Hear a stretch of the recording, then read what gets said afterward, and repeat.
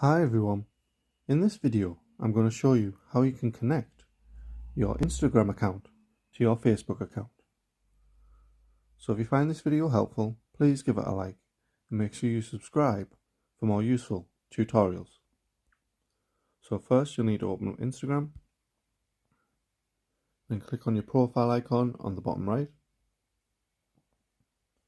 then go to the three lines on the top right.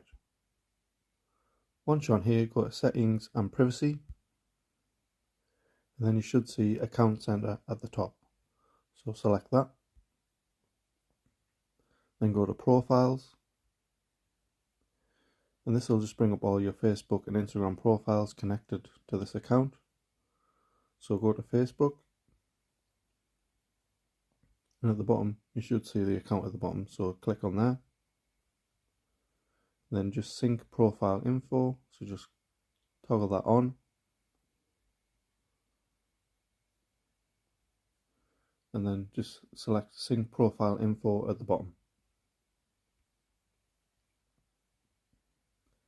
and that will connect your Instagram account with your Facebook account. Thanks for watching.